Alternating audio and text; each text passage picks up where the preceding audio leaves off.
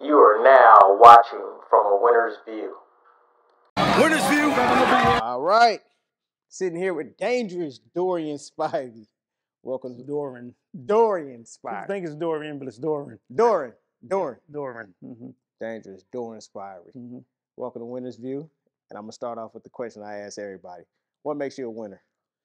Makes me a winner by motivating other people, motivating myself, motivating other people, and just enjoying life, man. Just being happy, not letting people rain on my parade. You know, just enjoying life. If I go down the street and I speak to somebody, they don't speak back, hey, I'm not mad, upset, because you know what? I'm not gonna let them steal my joy and my, happiness. So that makes me a winner, just being happy and influencing other people too. Okay. Now we sitting here with you because you had a quite unique background. But let's start off with where you from?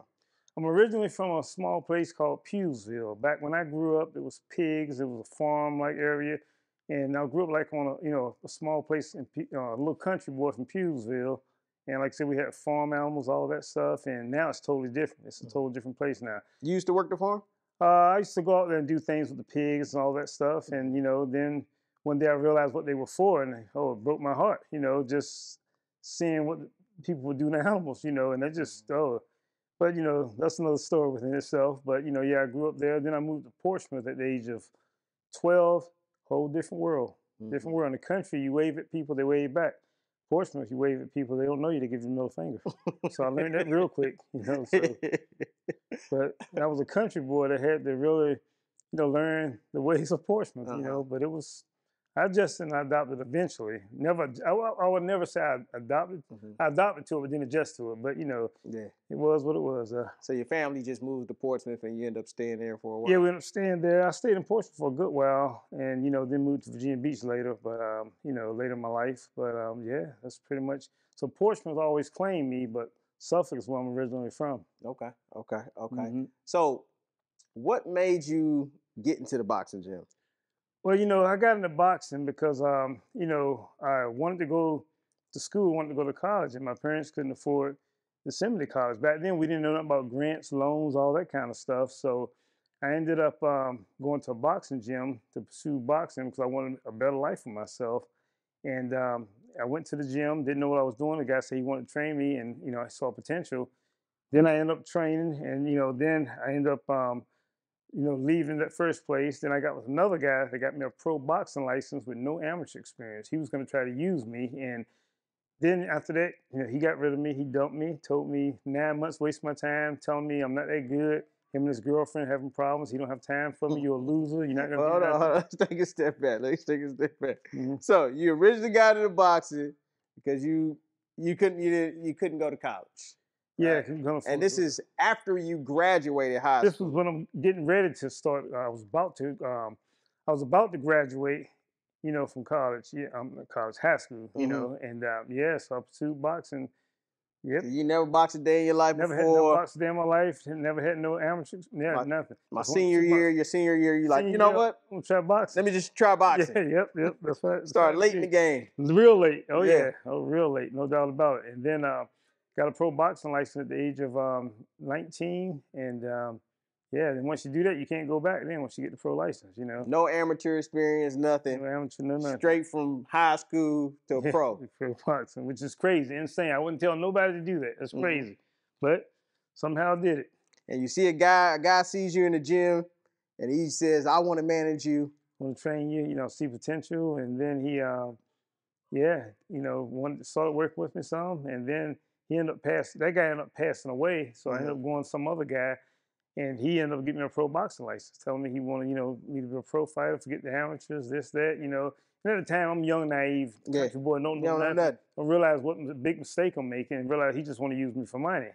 That's what the whole deal was, but I did it, and then he dumped me afterwards, told me I want nothing, I'm a loser, and I was getting the best of him, and he actually had experience, but said him and his girlfriend were having problems, and it just didn't work out, and boom, I got dumped. I'm stuck with a pro boxing license. So you got a pro boxing license, fresh out of high school.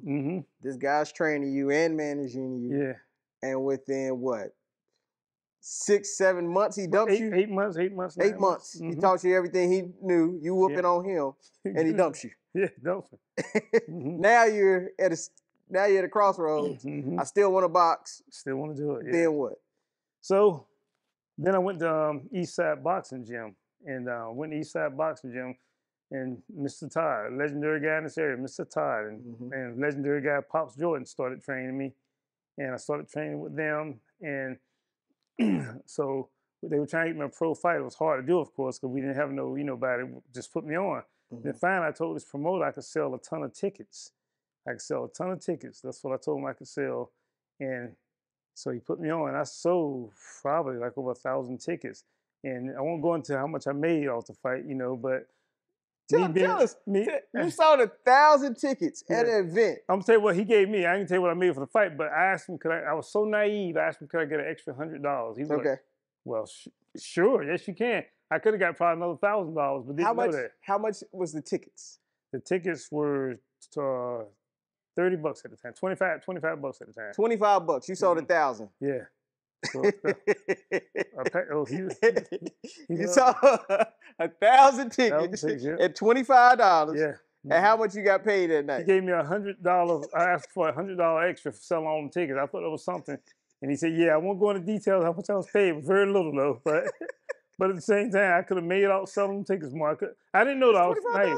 $25,000. Yeah, I was naive. I had no idea. Had no idea. I got ripped off from the beginning. Yeah. But I didn't know, and I went in there and performed, had the best fight of the night, and knocked my guy out in 61 seconds. Oh, my goodness. Guy had some experience, too. Dang. So you walked out there, you really didn't get paid that much. But he knew you could sell tickets, so boom. Yeah. Let's have another one. Yep, let's have another one. Start putting me on. And then I ended up getting with a manager. I'm not going to go into details about that, but I ended up getting jerked around by that. I've been through the ups and downs with that, and they always promise they love you, they brainwash you. They get you, when you're a young, hungry, poor kid who don't have a lot of experience in life, and you put trust in people. You want to trust them, and they set you up and they get you. But it's a lot different now because boxing now is so much different now because, you don't have to go the route I went, and it's still corrupt people out there. It's always going to be that, but there are better options now for the guys now, So right now you're a boxing coach, right? And these guys that come through the range, they winning nationals and all that stuff. And eventually, some may go pro, some may not. Right. But what advice would you give to them on like managers and how to pick a manager and all that type of stuff? I would tell them, first of all, you can't trust nobody. You got to trust yourself first and foremost. You got to be loyal to yourself. But go to the highest bidder who's going to pay you the most. That's going to, have your back with the most money. That's going to protect you. Go to a credible person that you see what they do as far as having other fighters, how they take care of them. Talk to those fighters and see how they feel about him. And if they're telling you bad things about him, you don't need to be with them. But but make sure you look out. They always tell you this in boxing. It's not about the money. It's about the opportunity. Oh, that's horse manure. It's about the money and opportunity. When they tell you it's not about the money, it's about the opportunity. They're getting the money and just trying to give you the opportunity. Yeah, that's the thing about it. Yeah, so it's always about the money. That's the thing about it. So really, in this game, it's get the money. Get what you can get, because you never know what can happen. You can, one fight could injure you. You could be done for the rest of your career. So get what you can get. That's the best thing I would say. Get what you can get, and make sure that you got somebody that's going to look out for your best interests, because it's so hard, in a sport like this. So hard. Got you. So you had this manager. You had that manager your whole career? Had him for a good while. Then I dumped him, and I ran into some other dirt bags, and I finally ended up doing it right, with myself. Then I actually had a good promoter who was a promoter, but she ended up stopped doing it because she had to focus on her business, and so I ended up, doing it right though at the end, but it's cruel, man. Boxing's a cruel world, especially when you don't know. When you don't know what's going on, you're trusting people, you're naive, and they'll always tell you, I love you, this, that, blah, blah, blah, and all they see is what they can get out you. That's all they care. They'll sell you out and do whatever, man, down the river. That's just how it is, Man. It's unfortunate, very unfortunate, So starting from, your first fight, you sell all these tickets, you start climbing through the ranks, you have an amazing career, right? What weight classes did you actually end up winning belts in? When I fought at 135, I was a lightweight champion. I fought one fight at 130, but I ended up not fighting at 130. My mom didn't like that. She said my head looked too big. I was too skinny. She told me, you know, she didn't like when I would lose weight. She said, you look sick. Yeah. You know, you need to eat something, you know. Yeah. But, you know, it's part of boxing, you know. But lightweight, what was funny, Casey, I fought at 140 pounds and I fought at 147 too, which is well in my weight class. And it's weird. I was a big, strong lightweight at 135, but at 140, I was a small 140 pounder. It's amazing how 5 pounds can make a difference, man. That's why I give respect to Manny Pacquiao to be a little guy going up in weight, beating those big guys, man. That's just amazing, man, because it makes a difference. I'm telling you, man, it makes a huge difference. It's 5 pounds. People don't realize that. It makes a huge difference, man. No question. Throughout your career, who would you say was your toughest opponent? Toughest opponent. I fought a guy named Juan Lascano who was real tough. I fought a couple of tough guys though, man. I can remember I fought this little short guy. I can't remember his name. He hit me the hardest. I know that. He caught me with an uppercut in my eye. It was the worst pain ever. I'm telling you. And I'm 5'5". This guy was about 5'1", maybe 5 feet, 5'1", and I can't remember his name either. I got to look on the list and see. But anyway, you know, I'm used to fighting taller guys, punching up. So I'm punching down on this guy, punching down. He squats down real low. He comes up, shoots an uppercut right in my eye. You talking about pain, KC? I saw stars and everything. And, you know, but I was in such good shape, I was able to get through that, you know, clear my head up and get him out to the next round, you know. And another guy that hit me the hardest probably was a guy that had like 20 wins. I think he had like 1 loss with like 4 or 5 knockouts. And you know, I just knew he couldn't punch. He couldn't hurt me. And he talked all the trash saying what he was going to do to me in the fight. And he ended up running the whole fight because I caught him the first round and he was running. So I'm not respecting him. And I'm just coming after him. He's running, you know, not setting up, getting in, just walking down. And I ended up walking into a punch, throwing a punch. He just tapped me, boom, right on the chin, man. And it buckled my legs. And the first thing that went through my head is like, he's trying to knock me out. I'm not getting knocked out by a guy with 5 knockouts. There's no way. This can't happen. So he was trying to finish me too. So the old me, the young me, would have gotten knocked out because I would have tried to fight through it. But me being the veteran that I was, I grabbed, held on, got myself back together. My legs came back with like 30 seconds left, and I came back in the round. And then the next round, he thought I was still hurt. I was in such good shape, you know. So he came at me, and I caught him again. Then he ran the rest of the fight, and I won a decision. But that was another time getting hit real hard. So, you know, so it's the lightest puncher, if they time it right, they can, you know, they can do more damage, you know. So so that's my story of being hit the hardest by those 2 guys. Well, let's stay on that as far as like challenging, you know. I know boxers have like a bunch of stories of like triumphs and setbacks. Describe a time where, you know, you had like a challenging moment in your career. And it don't have to be in the ring, or it I had a challenging moment. When I lost my first fight, I'll never forget when I lost my first fight on TV. Oh man, people were cruel, man. People were cruel. Let me tell you, I'll never forget. I tried to grow a beard. I was so ashamed and embarrassed when I lost my first fight. So I'll never forget when one day I was running, you know, jogging. Something hit me on my shoulder. I was like, "Ow, what is that?" And it splattered on me. I look up, I'm thinking it's bird poop. There was a bunch of idiots on the back of a truck throwing eggs at me. You know, as I'm jogging, he was like, "You loser, go home. You lose." They were still throwing eggs at me. I tried to chase. This was here in North. It was in Portsmouth. Yeah. What? I chased them guys down and tried to, you know, catch them. I couldn't believe that, man. And then I had one guy. I never forget. One guy tells me his little kid. He's in the store with his kid. He goes, this is a little kid now, maybe 3 or 4. My daddy said you got knocked the F out. So I picked the little kid and said, "Son, show me where your dad is." He said, "Right there." Pick him up, carrying his dad. And he's sitting there smiling, laughing. I said, "I want you to apologize to this kid, first and foremost, for being a bad parent, and apologize to me, you know, for what you have this kid do." I said, "You should be ashamed of yourself." He said, "I'm not doing nothing." That's what he said. I said, I tell him, I said, "You got 3 seconds to do the right thing. 1, we down to 1. You got 1 more second left, 0 seconds left." So he said, "I'm sorry, man. I'm sorry.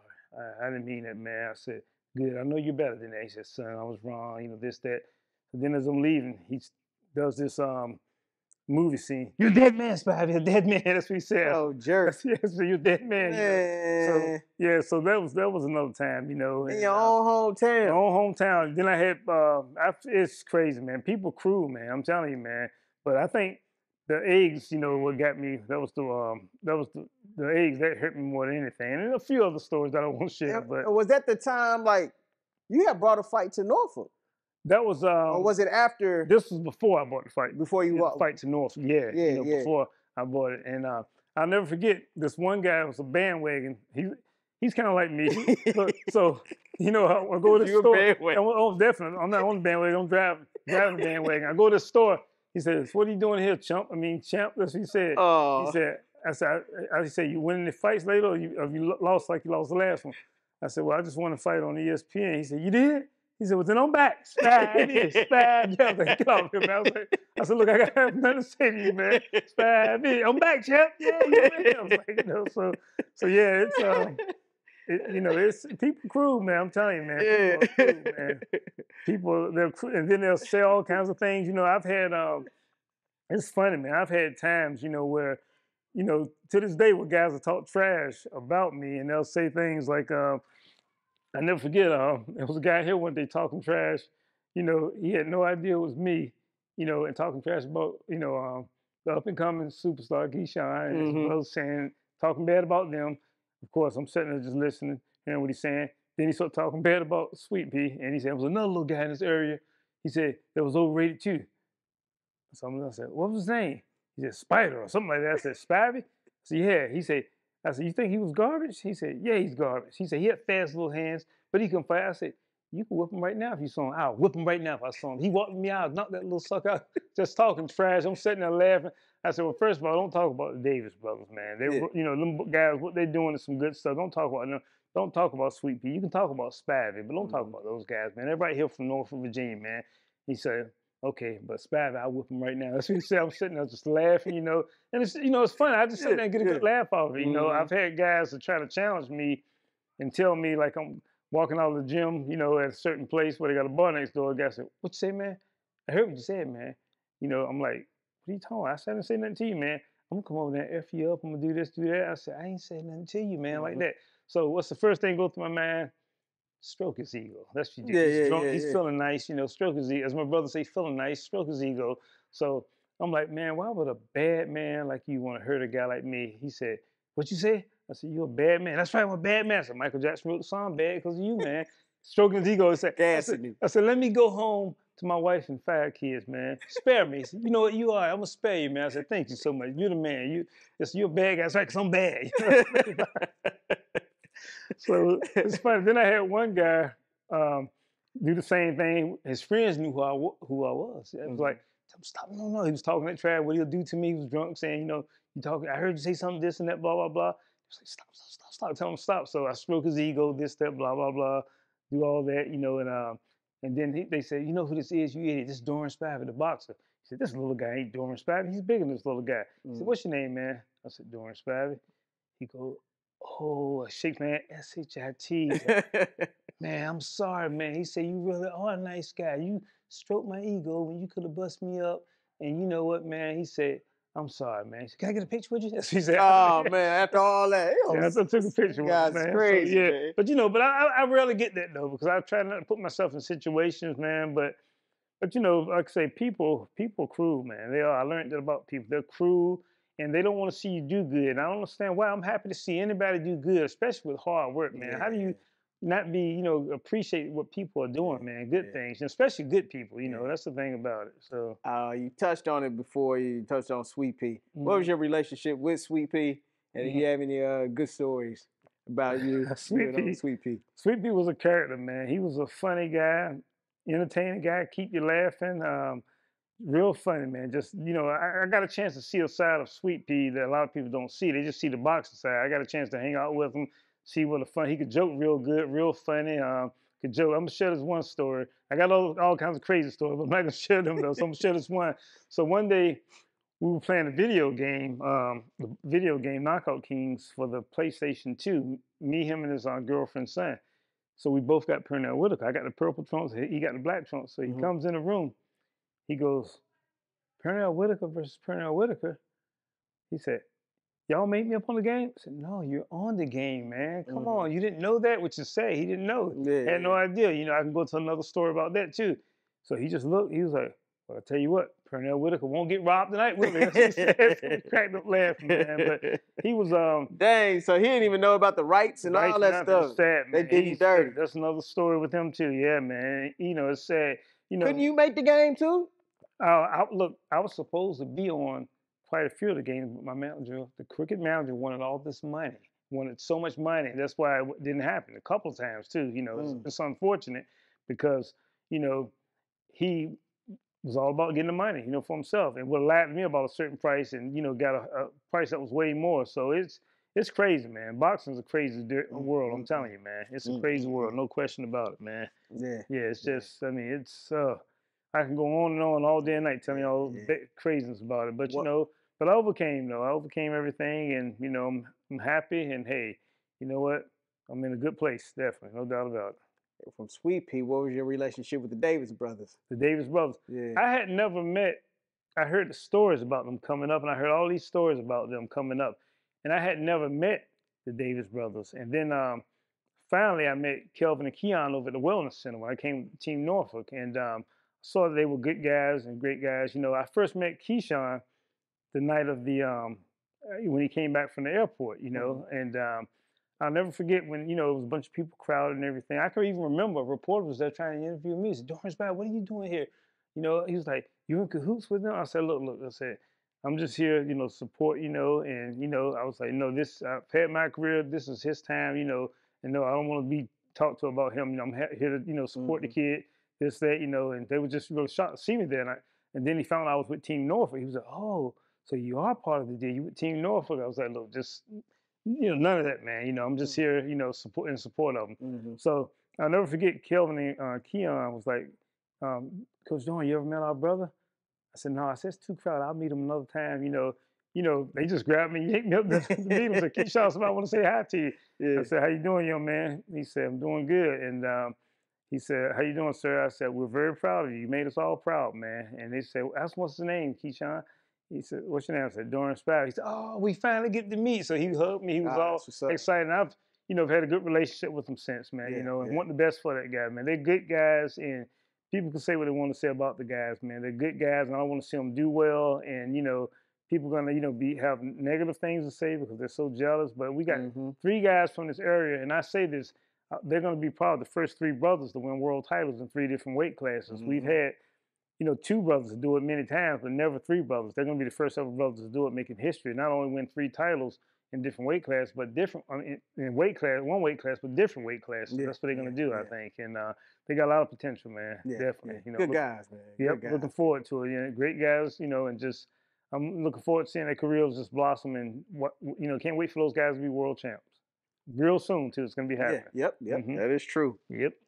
Outside of boxing, what are some of your passions, man? What's some of my passions? Yeah, outside of boxing, man. Video games. Video games? I love video games. Let's talk about it. What's your game? Well, you know what's funny about me is that most people like video games.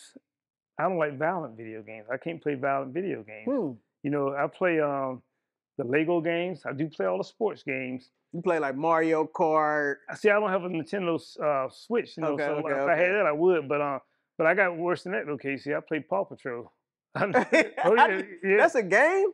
Oh, it's 3. I got 3 of them. I got to get the 4th one, too. Yeah. Oh, man. It's awesome. You get to save the animals, save all, do a whole lot.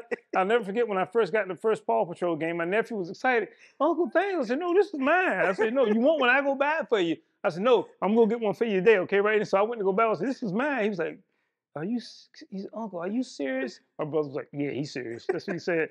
So, yeah, you get to save the, you know, save the animals and You know. Now, I know you have an extensive video game collection, man. Like, tell me, how big is this video game collection? I got, let's see, I had the Atari 2600 and 7800. I got rid of all that, but I ended up getting rid of all my stuff. Sega Genesis, I had like 300 games for that.